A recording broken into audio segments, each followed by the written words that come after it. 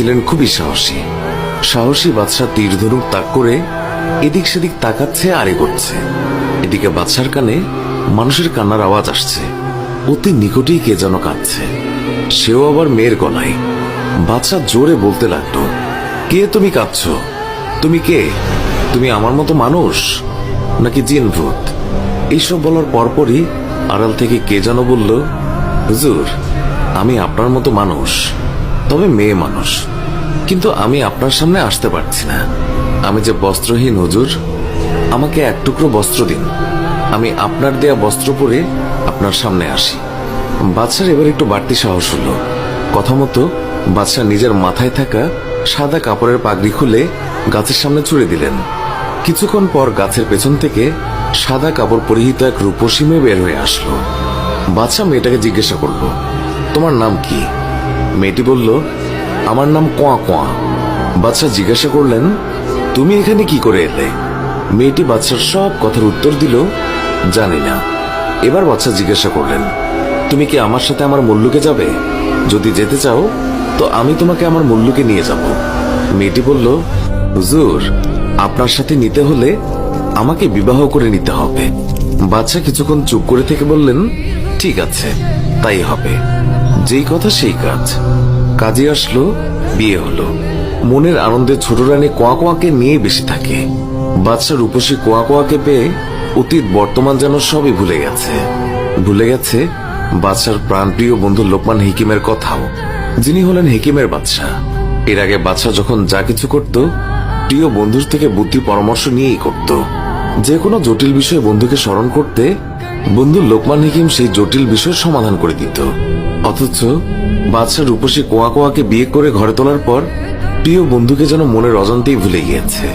কোয়া কোয়াকে দেখার পর বিয়ে পর্যন্ত কোনো কিছুই জানানো হয়নি প্রিয় বন্ধু লোকমান হিকিমকে। তবে বাদশার প্রিয় বন্ধু লোকমান হিকিমও কিন্তু মুল্লুকের বর্তমান হাতচাল সবই নজরে রাখছে, স্মরণেও রাখছে। বাদশাহ যে বনের গহীন থেকে একটা মেয়েকে উদ্ধার করে এনে বিয়ে করেছে, হিকিম তাও জানে।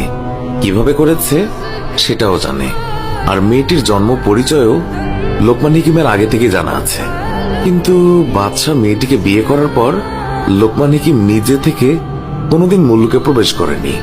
এদিকে বাদশার মুল্লুকে একের পর এক অঘটন ঘটেই চলছে। অঘটন হলো, প্রতি রাতে কোনো না কোনো গ্রামে জনসাধারণের গরু থাকে না, মহিষ থাকে না, ছাগল থাকে না। কোয়া কোয়াকে মুল্লুকে আনার পর চারিদিকে কিসের যেন এক আলামত শুরু হয়ে গেছে। বাদশার এমন মহাবিপদের কথা শুনে লোকমান হিকিম আর রাগ করে থাকতে পারলেন না। হিকিমের বাদশাহ ছুটে এলেন বন্ধু বাদশার মুল্লুকে।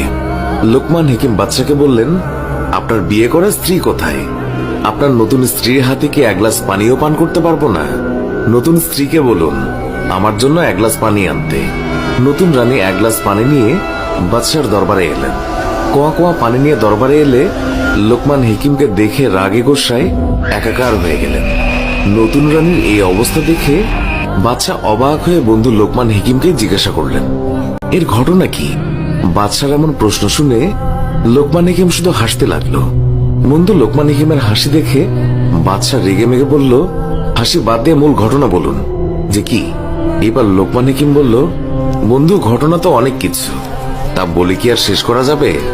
মেয়েটিকে মহলে এনে তুমি মারাত্মক ভুল করেছো বন্ধু। এর কারণ হলো, এই মেয়েটি বন্ধু মানুষ নয়, মেয়েটি একটা রাক্ষস। বাদশাহ বললেন, এসব আমি বিশ্বাস করি না, আমাকে এর প্রমাণ দেখাতে হবে। লোকমান হিকিম বলল, অবশ্যই প্রমাণ দেখবে বন্ধু। লোকমান হিকিম বললেন, তো প্রমাণ দেখতে হলে তোমার কিছু কাজ করতে হবে।